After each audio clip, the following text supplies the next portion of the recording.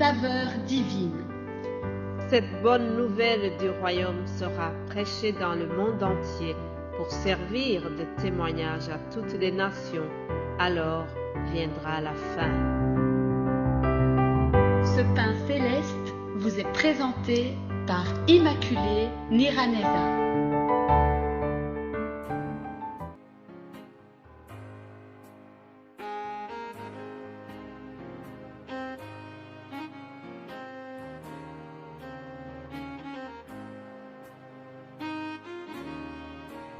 Shalom, shalom, mes bien-aimés de Dieu qui écoutent l'émission Saveur divine.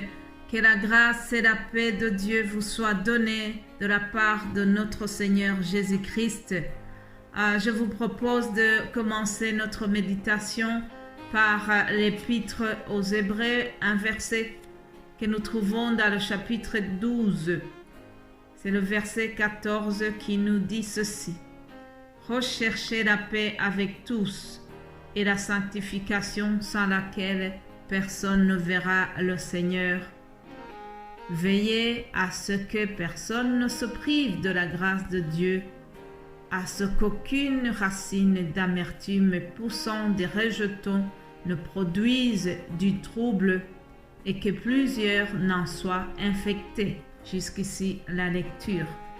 Mais bien-aimés de Dieu, cette parole nous dit que nous devons rechercher la paix avec tout le monde. Je vais vous parler de l'histoire qui s'est passée dans la famille de Isaac et Rebecca. Ce couple avait deux enfants, deux garçons qui sont jumeaux, Ésaü et Jacob.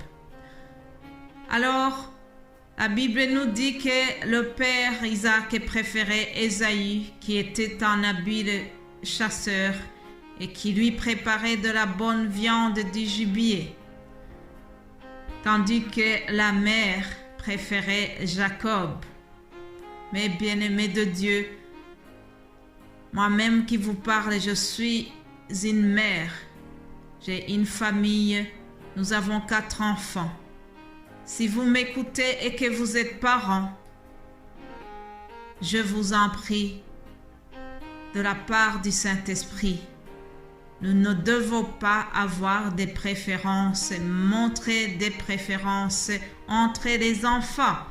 Nous devons les traiter de la même manière. Si nous donnons des cadeaux au jour des anniversaires ou à d'autres occasions, veillons à ce que nous ne puissions jamais favoriser des rivalités entre les enfants. Les enfants doivent se sentir aimés de la même manière venant de leurs parents.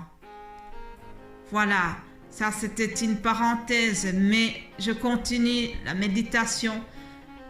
Alors dans cette famille, à cause de la maman Rachel, il y a eu de la tricherie. Le père Isaac arrivé à sa vieillesse, au moment où il devait donner la bénédiction paternelle, la mère a fait en sorte que cette bénédiction qui était réservée à Ésaü, l'aîné de la famille, soit déviée vers Jacob. Alors, je ne vais pas vous donner comment ils ont fait pour manigancer cela. Vous lirez cela dans le chapitre 25 à 27 du livre de Genèse. Donc, ils ont triché et Jacob a reçu la bénédiction paternelle au lieu de Ésaü, à la place d'Ésaü. Il y a eu un conflit très grave.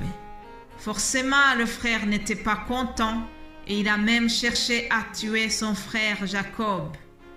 Alors, la suite, c'est que Jacob a dû s'enfuir. Il a quitté la famille, il est allé se réfugier à un endroit qui s'appelle Bethel. Genèse 28, nous voyons comment cela s'est passé. Je vous lis juste un verset. Verset 10, il est écrit que Jacob partit de Beersheba et s'en alla à Charan. Il arriva dans un lieu où il passa la nuit, car le soleil était couché. Il prit une pierre dont il fit son cheveu et il se coucha dans ce lieu-là. Ici, donc, il est là et il est en fuite, il est fatigué, puis il s'endort là-bas. Et pendant son sommeil, il a eu un rêve, un songe. Et dans ce songe, nous voyons que l'Éternel est venu lui parler. Il lui a dit, « Je suis l'Éternel, le Dieu d'Abraham, ton père, et le Dieu d'Isaac. La terre sur laquelle tu es couché, je la donnerai à toi et à ta postérité. » Alléluia. Chers amis, notre Dieu est miséricordieux. Notre Dieu, il fait grâce pour honorer la promesse faite à Abraham. Dieu a promis à Jacob de lui donner une terre. Il lui a promis de lui donner une grande postérité qui sera comme la poussière de la terre. Et même il lui a promis que toutes les familles de la terre seront bénies en lui et en sa postérité. C'est ce que nous lisons dans ce passage. Au verset 15, il est écrit, « Voici, je suis avec toi, je te garderai partout où tu iras et je te ramènerai dans ce pays, car je ne t'abandonnerai point que je n'ai exécuté ce que je te dis. » Toutes ces belles promesses sont venues pour être confirmées, pour les donner à Jacob, malgré qu'il avait un passé lourd, malgré que il était en fuite suite à une histoire qui n'est pas glorieuse. Mais Dieu, dans sa grâce et dans sa miséricorde, il a pardonné et il s'est souvenu de la promesse qu'il avait faite à Abraham. Parce que c'est un Dieu qui ne ment jamais. Rappelez-vous, cette semaine, nous avons le thème qui dit que au temps fixé de Dieu, il agit. Donc, l'histoire de Jacob aussi, que je vais vous expliquer. La lutte de Jacob avec Dieu, c'est dans ce thème-là. Au temps fixé de Dieu, Jacob, qui avait la réputation d'un menteur, Jacob, qui était usurpateur, a vu son destin changer. Au temps fixé de Dieu, il a changé le destin de Jacob.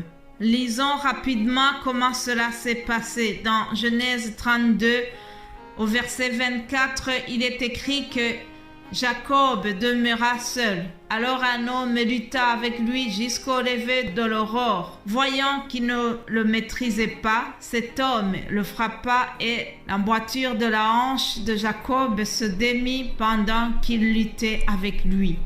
Il dit, « Laisse-moi aller car l'aurore se lève. » Et Jacob répondit, « Je ne te laisserai point aller, que tu m'aies béni. » Il lui dit, « Quel est ton nom ?»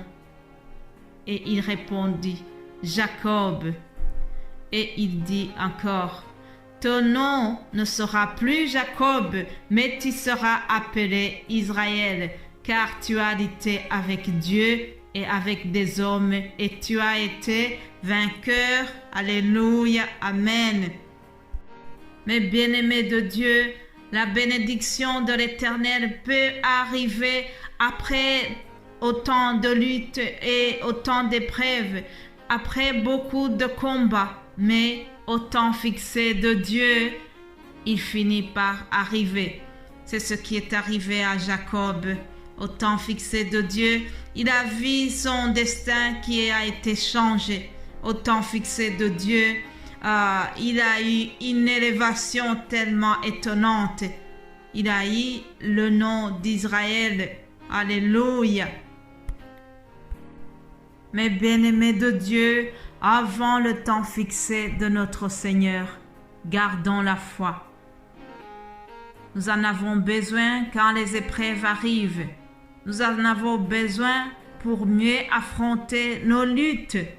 Et surtout, n'oublions jamais que, quoi qu'il arrive, Dieu ne nous abandonnera jamais. Dieu est avec nous, comme il a été avec Jacob. Il lui a dit, je ne t'abandonnerai jamais. Alors, gardons la foi aussi. Ayons confiance.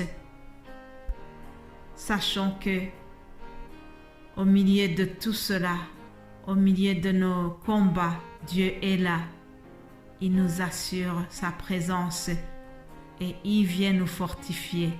Gardons la foi. car, quoi qu'il arrive, au temps fixé de Dieu, il va nous bénir. Soyez bénis. Nous allons continuer ces méditations demain par la grâce de notre Seigneur. Amen.